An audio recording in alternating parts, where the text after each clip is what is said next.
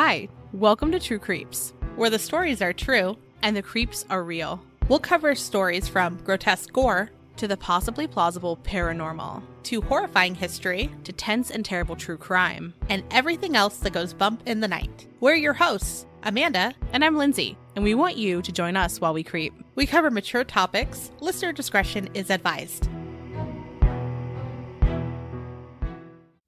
Hello, everyone. This is our Halloween episode because Halloween is next week and we are stoked. A lovely casual Tuesday Halloween. Yeah. We're still going to have fun though. It's going to be great. Always. When it's a weekday, it just means that you get a weekend and Halloween. Like when Halloween's on like a Saturday. Exactly. It's like that day. And then I feel like it's yeah. And if it's on a Wednesday, you get weekend before and weekend after. We don't make the rules. That's just how it is. And if you're Amanda and I, it's just spooky all year. Yes. I've been asked several times, have you decorated for Halloween? And I'm like, I never undecorate for Halloween. Yeah, like Amanda and I have very different homes. Like hers is definitely more like classic spooky. And mine is, I have hidden the spooky a little bit. Like there is like a satanic Furby like tea party in my dining room. But like there's like a beautiful glass bowl. And then there's like baby doll heads inside of it. Or like you'll like see my bookshelves, but if you like walk up close, you'll see that there's like tiny little ghosts. And then like around and such.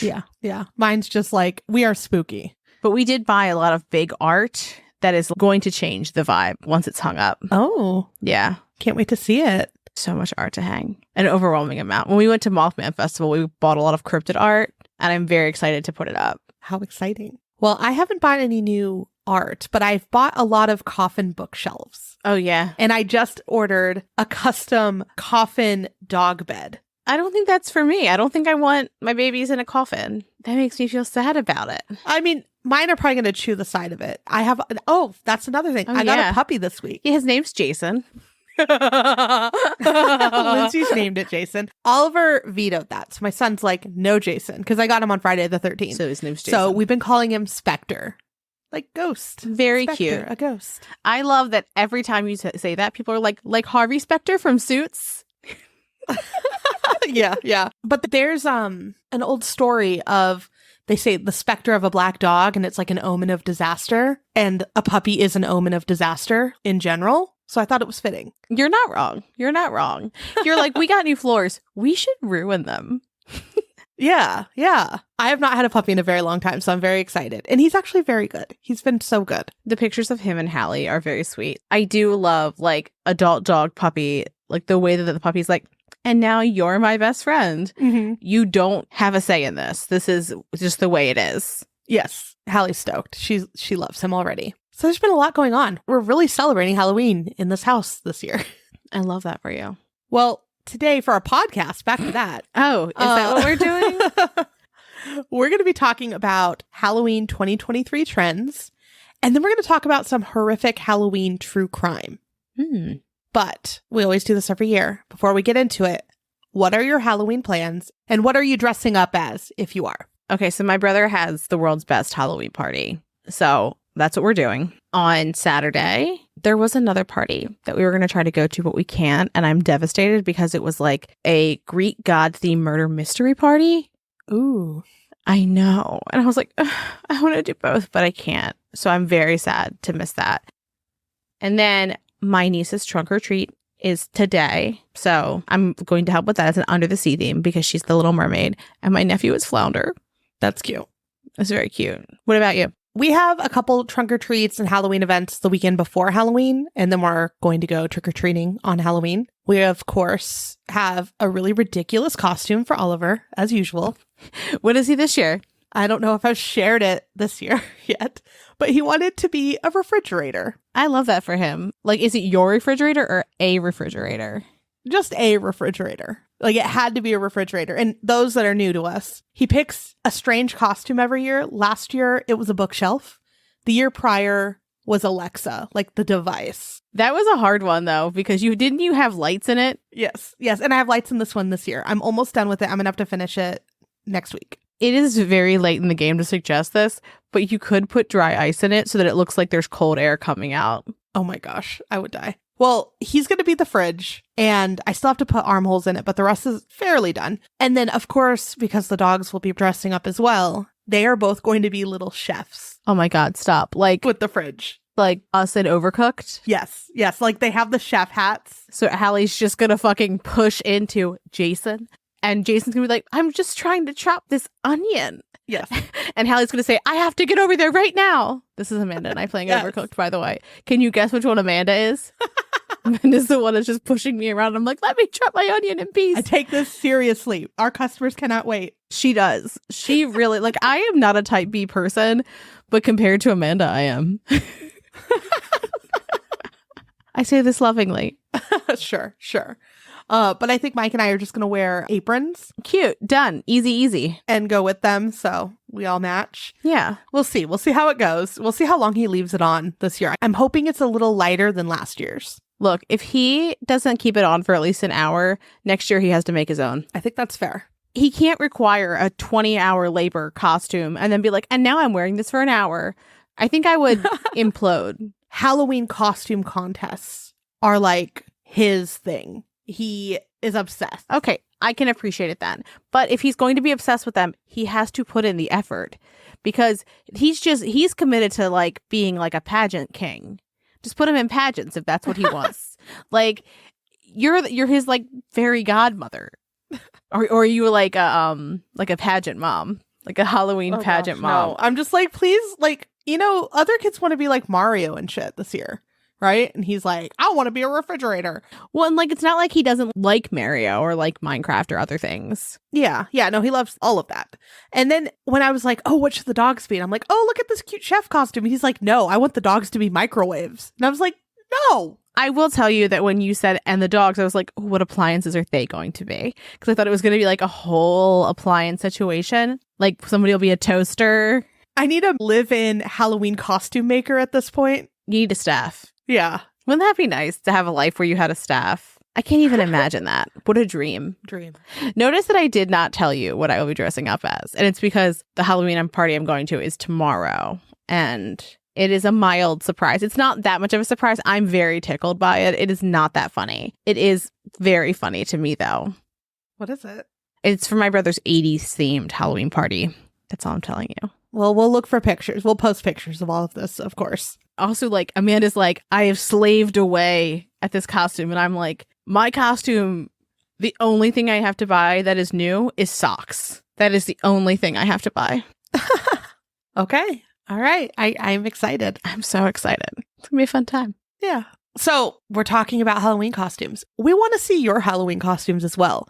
So if you tag us in your Insta stories showing us your costumes, you will also get an entry in our spooky basket contest. It's a win-win. We get to see your costume. You might win a basket. It's great. And also, Amanda and I did not discuss this prior to this, but if your costume, if you can tie it to any one of our episodes in your story, 10 entries immediately. Ooh, 10 entries. She's just going crazy with this What do you contest. think? What do you think about that? I feel like if you can tie it in. I like it. So just an option. If you two are a Halloween contest connoisseur like Mr. Ollie. Ooh, you know what I should do is I'm going to make one of our stickers into a pretend magnet for his fridge. That's cute. So Amanda mentioned earlier what we're talking about today. So we're going to just jump into some Halloween trends. I am always intrigued about like what is the popular costume each year. Yeah. So the Halloween Costume Association, because that's an organization that exists. I want to work for them. That sounds great. You think it sounds great, but like that does not sound like a fun time being like, I'm just looking at the internet and what people are buying. You're looking at reports. I'm doing that anyways. At least give me money for it. I mean, you're right. Okay, so here are the costume trends this year. For popular culture, we have, I mean, this is no surprise, the queen herself, Taylor Swift, right? She's everywhere. She's pervasive. Ben was like, who do you think the most famous person in the world is? And I was like, I think it might be Taylor Swift. Yeah. Done and done. We've seen her. She was a treasure, a delight. But anyway, Mario Brothers. Makes sense. Wednesday Addams, also not a surprise. No, that's everywhere. And Little Mermaid. Love this. It's going to be so cute. Love it all. It's going to be so cute. My niece is going to be Little Mermaid, so I'm like 10 out of 10 excited for her. And then so they're breaking down like categories, but notice we didn't say Barbie. And that's because Barbie has her own category. Love this for her. There's a TikTok where an entire neighborhood did like different Barbie houses. And I was like, I love that so much. It was so cute. Yeah. So good. And then also Teenage Mutant Ninja Turtles got its own category as well, because now we have the old versions of mutants and such and the new versions of mutants that apparently the government wants to milk, and people can be both, you know? That movie was so good. I didn't expect it to be so good. I thought I would like it. I didn't know that I would love it. Like I was like, I just want to watch this 7,000 times. Yeah. So other trending costumes, creepy, grim, and skeleton costumes, the usual. Nostalgia, fantasy, and medieval costumes also feels pretty usual. And then apparently Halloween accessories are selling more this year than they have before. And that's especially wigs. Interesting. I mean, the Barbie movie had a ton of wigs, so I wonder if that's part of it too. And then like Wednesday Addams, and then blonde Taylor Swift wig. I don't know. No, yeah, totally fair. But I mean, interesting. So according to the National Retail Federation, the NRF, a record of 73% of consumers plan to celebrate Halloween this year. Good. And last year it was 69%. And before the pandemic, it was 68%, which... We're going up. Love it. Why would you not celebrate Halloween? What a good time. So the NRF estimates that people will spend about $108.24 per person on costumes, candy, decor, and greeting cards. And I just want you to know that Amanda and I are skewing that number up. Yes, we're helping with the average there. And the Halloween season will bring in $12.2 billion. Love that. Spooky economy. So the number of generations celebrating has also gone up. So it's not just college age and younger people celebrating. It's being driven by millennials and elder millennials. You're welcome, world. I also just want to point out that, like, it's strange to me. It's not strange because this is how time works. But, like, our generation obviously isn't the youngest anymore. But it's so interesting that, like, when you're like, XYZ, it's a problem and it's because of millennials. It's like, not us anymore. You're talking about Gen Z now. It's their fault. They get a turn on the blame wheel. Yeah, that and we're helping the world celebrate Halloween. So, like, I feel like we get a pass for everything. Right? You're welcome. We should now. We've earned it. So, consumers have spent $700 million on pet costumes, as they should. And again, send us your pets in costumes. Am I just shooting from the hip with entries now? 15 entries if you send me an animal that is in a True Creeps costume of some sort. You can tie it to an episode, 15 entries. Ooh. Because I like this. Do you not want to see some dog dressed up as like Lavinia Fisher? Absolutely, I do. I don't know why she's the one who came into my mind, but she is. I don't know. I was thinking like a Sasquatch or like a horse, like an evil horse. Yeah. I mean, sure. You will need to specify that the horse is evil because of trauma. Yes, of course. If that's the route you take. We're just giving you ideas. There's so many things you could do. So many ways you could take this. A Halloween gift for you. We're running out of time for the contest. Yeah. So, Halloween gift. So, now we're going to pivot a little bit and we're going to get into Halloween true crime. And the first one we're going to talk about is a shooting that's been dubbed the Freddy Krueger Shooting. Oof. Yeah, this one was interesting. So it happened back in 2016 in San Antonio, Texas. And it was on October 30th when a group was having a Halloween party. And the Halloween party actually did start pretty late, around midnight-ish. And everyone was having a fantastic time. Around 5 a.m., a man dressed as Freddy Krueger, along with a couple other men, arrived to the party. And there are various stories as to what happened. And one of the victims actually said it was around 10 people that showed up. That's a lot. But most of the news articles say just a small handful. The hosts of the party were Michael Matta and Louise Carrasco. And it was at Louise's house. So after what we're going to talk about happened in 2018, so a couple years later, Louise made a video and he shared it on Twitter, sharing his side of the story. So some of these details are directly from him. So when the people came in, or tried to come in, the hosts did not recognize them, right? So they're like, I don't want you in my house. I don't want you to come in. Fair, right? As one does, if people who you do not know try to come into your home at a party or generally. Yeah. So they were trying to keep them out, but the men shoved their way into the home. So Louise was a little frustrated and got some of his friends to help him get them back outside, so in the front yard. Because, again, he didn't know who these people were. They were able to successfully get these uninvited guests outside. Then, as they're outside, one of the uninvited guests told Louise to fight his brother one-on-one. Not sure why they're just like, let's fight, but that's what happened. Now, I don't think they knew this at the time, but Louise was an amateur boxer. So as the fight began, he, in his words, he knocked them out. So like one would come up, he'd knock him out. One would come up, he would knock him out. So it was a couple of them that he just bam, bam, bam, they're floored. So as Louise goes for the next guy, he noticed that the person who was dressed as Freddy Krueger pulled out a sawed-off shotgun and immediately shoots him. So Freddy Krueger fired and hit not only Louise, but 4 other people who were at the party. And then the rest of the uninvited guests just bolt. The neighbors heard the gunshots and called 911. And according to Cassie, one of the neighbors who had heard the shots, said it looked like complete chaos outside. There were people running everywhere. 3 men from the party were transported to the hospital via paramedics. One woman drove herself to another hospital, but she crashed on the way. And the last man was treated at a different hospital. For the woman who drove herself, we don't know why she didn't go with paramedics, or like the other men that were shot, but it was just strange. Yeah, the only thing I could think of is maybe she left during that chaos and was already driving before the paramedics came. But I truly don't know. I couldn't find details or even her name. I could also see if she had like a not fatal shot. Yeah. Being like, I'm just going to drive myself because they're going to need the ambulances. And like, typically it's not like 6 ambulances that show up at a time. It's like 1 or 2. Right. So from what we could tell, everyone survived. But remember, earlier we said Louise was shot, and he was shot in the abdomen. And we were able to track down a GoFundMe for him, and it showed that he had a really difficult recovery, which a shot to the abdomen, that makes sense. Yeah. That's very hard in the body. So we're in October, right? In December, Louise was supposed to have his pro debut for boxing. And had this not all happened, he would have been able to do that, but he couldn't. Yeah, that was really sad. It's just so sad. Yeah, because he worked so hard. Yeah. And I know I brought it up earlier, but he did post a video. And according to his video, doctors told him the only reason he survived is because his core was really strong because he was prepping for the fight in December. So had he not been like that built, in a sense, like he wouldn't have survived. Interesting. Yeah. Just another reason to work your core.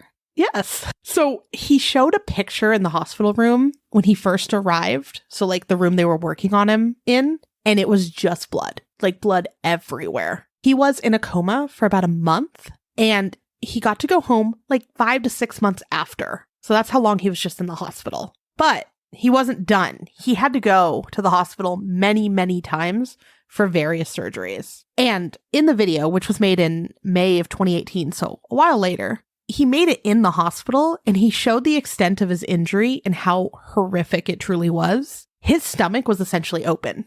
Like they couldn't just close it because they had to keep working on him so much. So he had like a plastic cover over his stomach just being open, and he couldn't eat for the longest time. He just had to be hooked up to machines. And then at one point they were able to like do a skin graft and cover it, but then he had a complication and almost died. So after that, when they were able to luckily save his life again, he went into another coma, had to have his stomach open all over again and start the healing process from the start. That's terrifying and so sad. Yeah, just like wanting to throw a Halloween party with your friends and then that being the outcome. Yeah. At one point during his video, this kind of got me. He was like, during that complication that he had where I think it was like stomach acid or something was leaking. And his doctors came in and said, hey, you should call your mom. You should call your friends. You should call everyone and let them know that you might only have hours to live.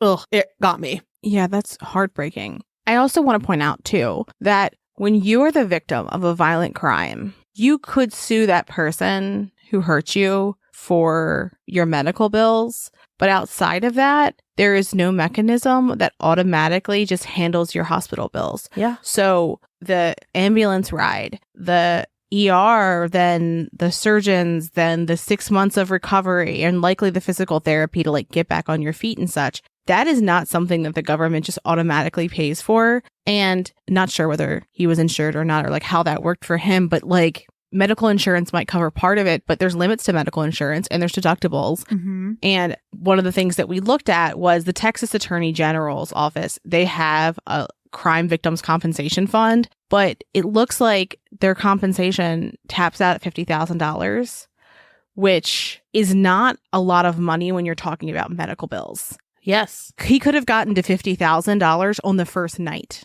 easily. Oh, for sure. I think he had a few surgeries just that first night. Yeah, that's what I'm saying. Like, he could have easily gotten to 50,000 just there. And so the idea that not only was he not able to like achieve his dream that he was just about to do, but like he was injured, recuperating for months and months and months. Years. And then theoretically you could be saddled with hundreds of thousands of dollars in debt. Yeah, it's ridiculous. It's just horrifying. So getting back to the case, there were no breaks in the case for almost a year. Then, on August 9th of 2017, a judge signed the warrant for 22-year-old Robert Contreras' arrest, and he was arrested in October of 2017.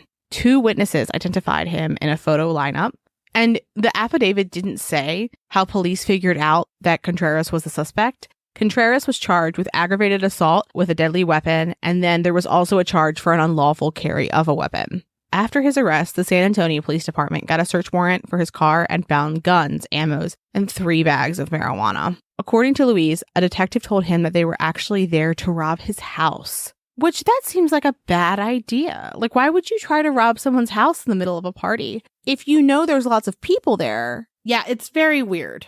I feel like it makes more sense to break into an empty house because people are going to be gone and come back tired and they're not going to be looking around for what's missing versus like, I'm going to go to the most populated house because even if people are leaving, there's valuables in the home and like people have cell phones and things like that. I feel like you would have a better chance of not being caught and getting higher ticket items in an empty house, right? Maybe. I mean, you're going to explain it in a second, but I think what their goal was is at the end of a party, people being kind of drunk or kind of out of it, especially like very early in the morning, so that hopefully they won't remember or won't know who did it. One, I mean, he was wearing a mask, obviously, but also taking a bunch of cell phones at once. You know, like iPhones and things are pretty expensive. And then robbing the home and then taking everyone's wallets all at once. Maybe. I mean, it's still dumb. It doesn't really make a lot of sense, but robbing drunk people versus like accidentally getting stopped by someone sober, I don't know. Yeah.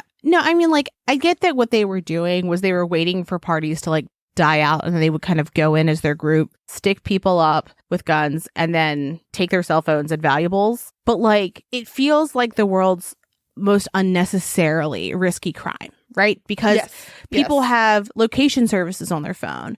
People have, like, sometimes people will put like a tile on their phone or like an Apple tag in their phone case so that they can find their phone with their iPad or their computer, and like that kind of stuff exists. So it feels like they were taking a lot of unnecessary risks for things that are not that high of value. Like, yeah, okay, you might buy your iPhone for $1,000, but a stolen cell phone is not going to sell for its full value. Yeah. If I'm going to a party, I'm not going to fill my wallet with cash. That's true. So, I don't know. It just feels weird. It was very strange. But so, at the time of the incident, within a half-mile radius, there had been more than 20 burglaries and 7 reported robberies. Look, it just makes more sense to go into the empty homes. Like, I would imagine that there's a lot of theft on Halloween because people are not home and they're not focused on that. And I feel like people are more likely to go, I just left that back door unlocked. I'm just reading into the day because it's a spooky day. That was just me. Nothing happened. Like, I could see that mental, like, exercise, if you will. Yeah. Yeah. So interesting case. I'm really glad that everyone survived. I know he had a very, very hard road, but glad everyone lived. So the next one we're going to talk about is an interesting case that happened on Halloween night in 1977. And it's a child abduction and unfortunately a murder. But after we talk about the one that happened on Halloween night, we're going to get into another case that is very similar. So on October 31st of 1977, Rose and George Carter were putting their 19-month-old daughter, Nima Louise, to bed in their home in Lawton, Oklahoma. Shortly after, the parents heard Nima crying.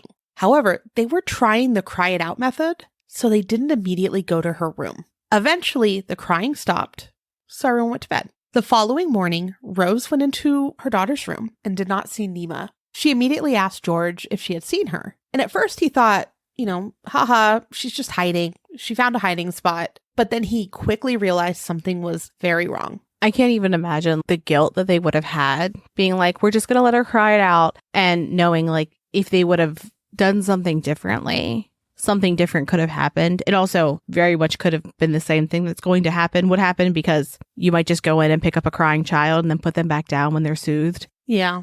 and then there's the same result. But situations like that always hurt my heart, where I'm like, oh, I could imagine being like, what if I had done XYZ? Yeah. There's a few interviews I was able to find of George, and he talks about the guilt and how it haunted them for years. And he's like, if I just would have gotten up, and I didn't. And it's just very, very sad. So they searched the house and they were unable to locate her. The window in the nursery was locked, and I believe the front door was too, which is very strange. George believes someone must have been hiding in Nima's room that night. So like when they went in there to put her down, they might have been like in the closet. Nima's parents were investigated, and there was a big search of the area. There was no evidence, though, to link her parents to her disappearance, and they were able to pass lie detector tests with flying colors. So the police were like, okay, they didn't do it. So fast forward to about a month later, the day before Thanksgiving, a Fort Sill soldier found her body. And this is really horrible. She was found inside a refrigerator in an abandoned house. That is awful. It's terrible. The house was only 4 blocks from the Carter's home. And actually first, who found her was a group of neighborhood boys. They were like playing in this abandoned house. I don't know why. And they opened the fridge and freaked out and ran. So then the Fort Sill soldier went to investigate and then saw what the kids had found and called authorities. Interesting. And so sad. Yeah. So she was badly decomposed, and detectives believe that Nima was placed inside the fridge by her kidnapper pretty quickly after she was abducted and then just left to suffocate. I find it strange that this abandoned house wasn't searched when they had the search of the area, because 4 blocks is not very far. No. And you would assume that they would look at abandoned places. Like that would be a standard thing to do. You would think. Unless maybe they didn't know it was abandoned. Like if they just thought it was somebody's house. Maybe. So sadly, this wasn't the first time that this happened in Lawton. Just a year before, 2 children had disappeared. On April 8th of 1976, 3.5-year-old twin sisters, Mary Elizabeth Carpitcher and Augustine Tina, Jacqueline Carpitcher, were lured out of their grandmother's home. They were watching TV when the familiar face, their 16-year-old babysitter, unlatched the living room door and coaxed them outside. At first, they followed, but then at some point, they must have not wanted to. One of the grandmother's neighbors, Thelma, identified Jacqueline Rubidoux with the girls. And specifically, Thelma said that she had seen Rubidoux dragging the girls by their wrist and that the girls were trying to get free. And she said that she didn't report the incident because she didn't want to get involved, which I feel like that's a very 1976 like mentality. Mm-hmm. But also, if she was the babysitter, I could see that she's like, I see her with them before, you know, like I could see sometimes kids don't want to be with the babysitter, or, you know, they're trying to like run away or do their own thing. Yeah. Or they don't want to go home. Yeah. I could see why she might not be like, this is a problem. And 16-year-old girl, like, I don't think most people would be like, she's who did it, you know, or she was involved. Yeah. Yeah. So the girls were found 2 days later in a refrigerator inside an abandoned home. And again, kids were playing inside, and at this time, they heard cries for help.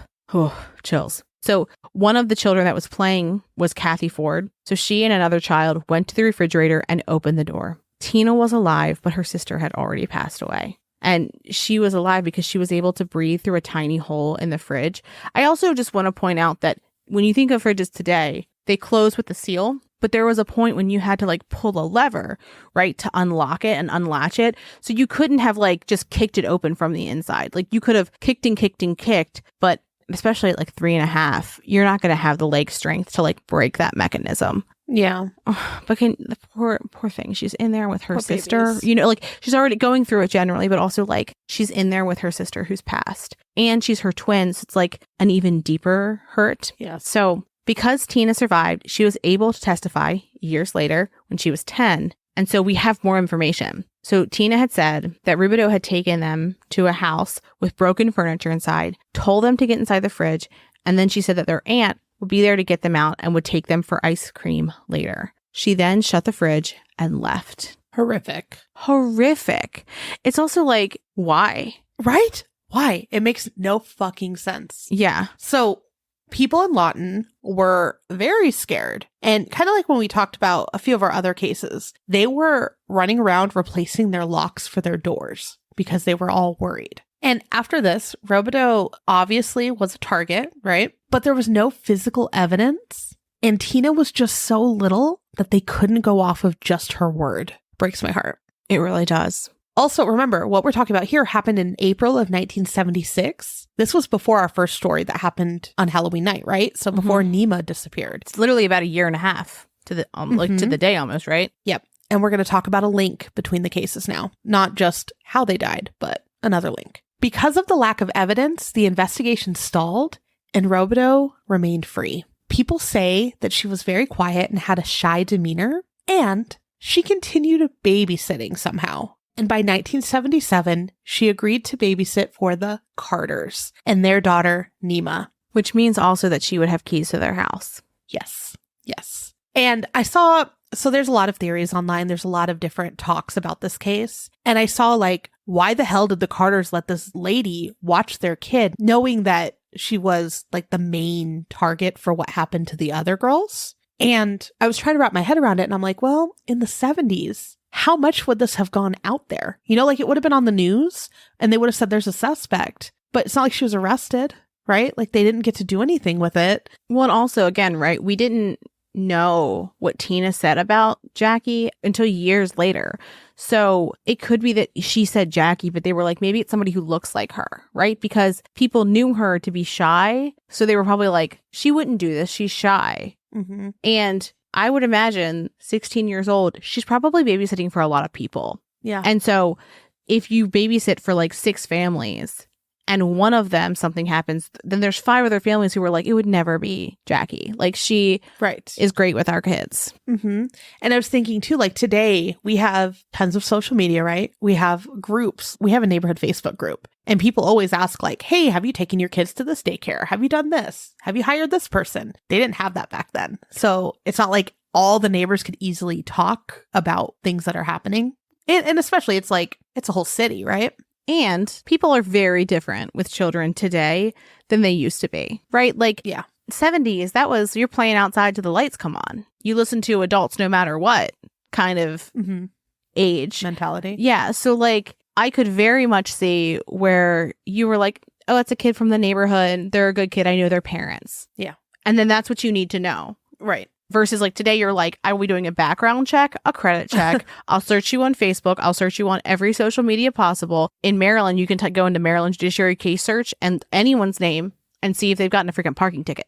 Not a parking ticket. You can see if they've gotten a speeding ticket. Like you can go that thorough. But I don't think they were doing that in the 70s. No. So let's get back to 1977 after Nima's body was found. So now retired Cecil Davidson, a Lawton police detective, recalled that everyone fell under, quote, the net of suspicion. And that included neighborhood babysitters, right? So the 2 babysitters, the main ones that the neighborhood used was Joy Smith and Jacqueline Robideau. Then someone finally remembered that Robideau had been questioned about the Carpitcher case the year prior. And they had almost identical circumstances. Surprise, surprise, right? I feel like I would hear kid in a fridge and I would be like, let's look at everybody who we talk to. And like step one. Like step 1. Yes. Who do they know? Where is the overlap? Mm-hmm. So finally, Davidson confronted Robideau about Nima's abduction and murder. And Robideau claimed that she was playing bingo the night that Nima was abducted. When Davidson was interviewed later, he said that Robideau was very quiet. He said, quote, she never looked you in the eyes. Her eyes were always somewhere else or looking at the ground. She would always get right close to telling you something critical, and then she'd back off. And he then continued, we could never get her to confess. The frustrating part was that we had no physical evidence. No fingerprints, no footprints, no hair, no blood, nothing. And then there was one other thing that stood out to Davidson during the interview with her. And he said she was very angry about the fact that everybody got to play bingo and she would get stuck babysitting. To this day, I'm convinced Jackie Robideau murdered Nima, but the DA never felt we had enough to prosecute. That's insane. That is insane. I would also say lack of eye contact is not an admission of guilt. No, I mean, it's a nervous 16-year-old. You could ask her about anything. I think any 16-year-old, if you like put them in a room to be investigated about anything, they would be like freaked out. Or a 36-year-old as myself. Like I would be like, I'm making way too much or way too little eye contact at all time. Right. But again, when I was like skimming all these theories about it, everyone's like, but why? Like, why would she do it?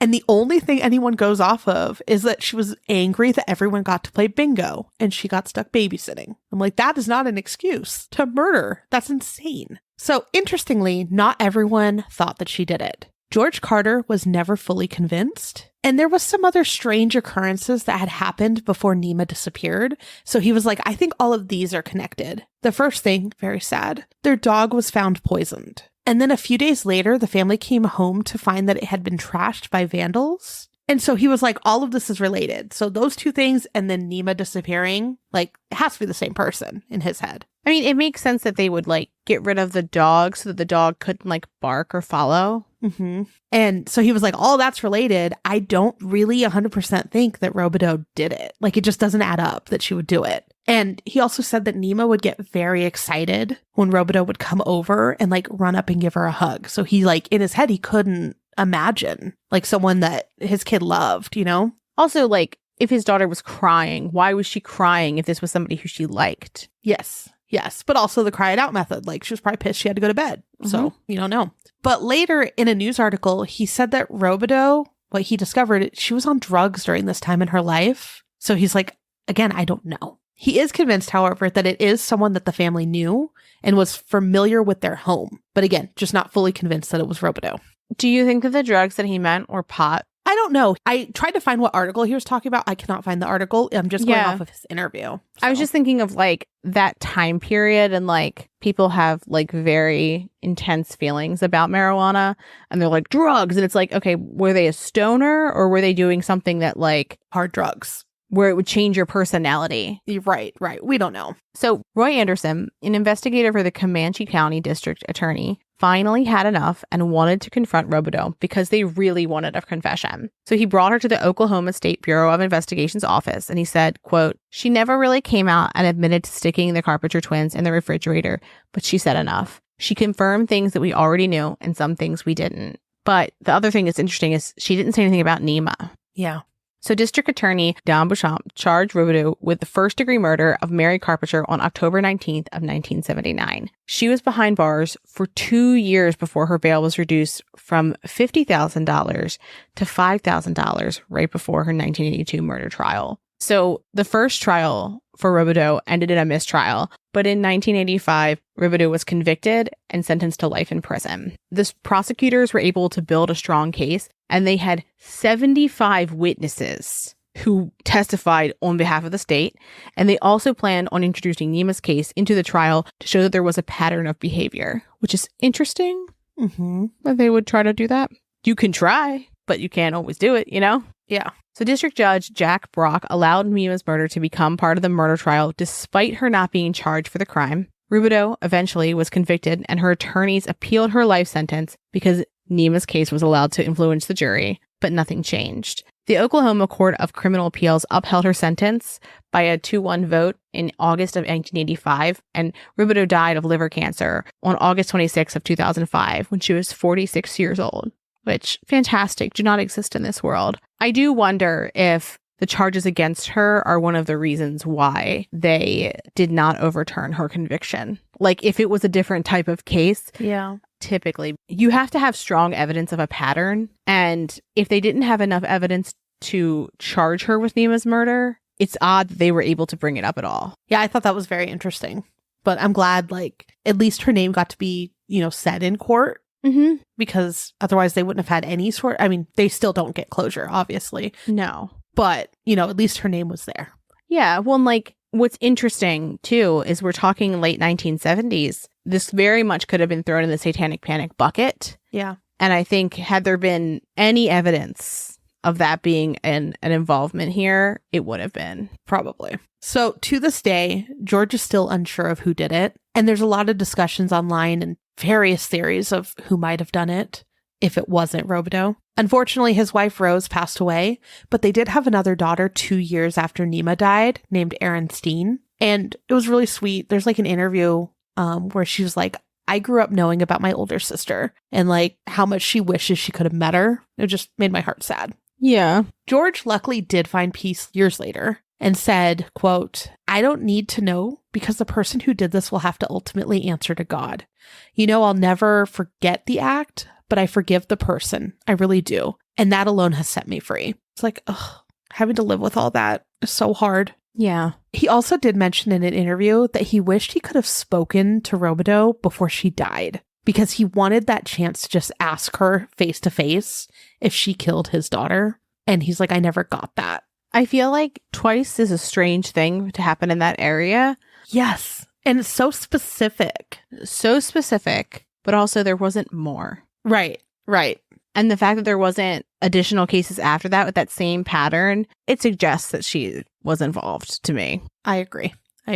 But sadly, no one ever was charged for Nima's abduction or murder. And that's sad. Like, they got closure in a way, but they still didn't because she didn't pay for Nima. Yeah. Oklahoma Cold Cases still has her case listed on the website with the number to call if anyone has any more information. But like you just said, like, it makes sense that it was Robideau. Agreed. So those are our Halloween true crime cases for you this week. We hope you have a safe and happy Halloween. Amanda, do you ever buy Reese's cups from Walmart? Okay, I have a thing with Reese's cups. Mm-hmm. I love peanut butter candies. Like, it's my favorite thing. However, I only like the themed Reese's. So, like, I love pumpkin Reese's, and they make ghosts now. And I like Easter egg ones. So you don't like the ratio, the standard ratio? Yeah, I don't like the hard edge around the side. I do. So I always want the themed ones. I feel like that tastes like plastic. I like to cut it like a pie. Oh. Because it looks like a pie. But interesting. The reason why I bring it up is because there was a recall of them because they found live worms inside. Disgusting. I did see that on Facebook and it made me really sad. I've not even bought any Halloween candy yet this year. Normally I'm already like ready to go. I'm not prepared. I figured I would buy it like right before because otherwise I'm like, ooh, just like one for me. Otherwise I'll be like, this is for me. And then I'll end up buying another bag anyway. So I'm like, I'll just get it then. That's fair. We actually have kids in our neighborhood now though, which is exciting because like last year I had like candy and there was like one or two kids. And so I had candy and I was all ready and then no one knocked. And I was like, oh no. So I'll be very sad if no trick-or-treaters come knocking on our door. So we have mentioned our contest multiple times during this episode. But again, it ends Halloween night. So check out our social media, our website for the deets and hot goss on it. We'll be selecting a winner at the beginning of November. So keep an eye out for that. And our fall card is going out this week. So Fire Yetis and any tiers above that, check your mailboxes. We are so fucking excited about this card. What a fun time we had creating this. I think this is my favorite one. I say that every year, but this is my favorite for sure. It's definitely different from what we've done in the past, but I'm obsessed with it. Yes. And if you're curious about, what we're doing with our Patreon, check out our website and it has a link to our Patreon with all of our tiers. We have a lot of fun stuff for them. Yes. And with that, have a great weekend. Happy Halloween, and thanks for creeping with us. Thanks for listening, and as always, a special thank you to our patrons who support us via Patreon. Please see the link in our show notes to learn more about how you, yes you, can begin to haunt the dump, guard vortexes, or even become a scorching Sasquatch. Ooh. Also in our show notes, you can find the link to our website, more information on our sources, our social media handles, and our merch store. We'd love for you to keep creeping with us. So if you like this episode, please subscribe, rate, review, and share the show with your fellow creeps and or ghosts. I beg of you.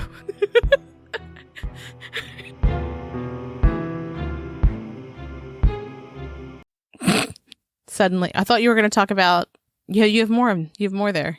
Oh, oops. Okay. Oops.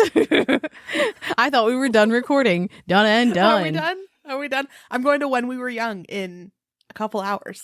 Amanda's not here right now. I'm so excited. I'm not here. No, I'm gone. I'm already at the concert. Yeah. Okay.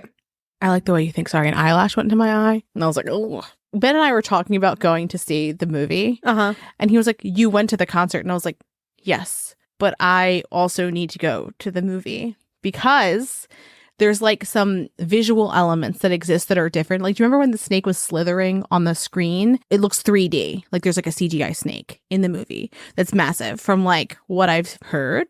I could be wrong. Also, all the videos of people being silly and fun in the theaters. I love that. Yeah, it does look fun. Have you seen the articles about people having like amnesia of the show? And then when they're watching it in the theater, they're like, I don't remember this because they were so into it that they kind of blacked out in a sense. Yeah, that is another reason why I want to go see it is because I know that I want to remember all of it. And part of it is like a blur because I was so excited. And also, I love Like, it is one of my favorite things, is to see other people being excited about something, like genuinely just like pure joy. Yeah. And I was doing a lot of like taking everyone in. Mm-hmm. And I think that there's probably stuff that I've missed that I'm like, Yeah. gonna be like, oh, look at that. And I peed at least once, you know? It was a very long concert. She went on for like 3 hours, which was, Ben was like, is it a 3-hour movie? And I was like, I don't know. But I was like, I can go by myself. And like, I said like maybe one more line about like there was stuff that was in it that wasn't, that like you may not have seen in the actual concert. And he's like, well, I can go with you. And I'm like, okay. You'll want to go. You're going with me, but like you want to go too. And you don't want to admit it. Mario. Mario? It's Mario. Mario. You said it earlier and I was like, I do it all the weirdo, time. Yeah, it's how I talk incredibly strange. I have a Baltimore accent, but there's also things in here that just make no sense. It is a book that you put your calendar in. What's that called? Starts with a P. A planner? Yeah. For no reason in particular, for much of my life, I called it a planner. Why? That's not how you say that. Oh, so That's not how fancy. words work. No one said that to me. I don't say planet, like planet. Like I know how to use a hard A. I digress. I talk strange.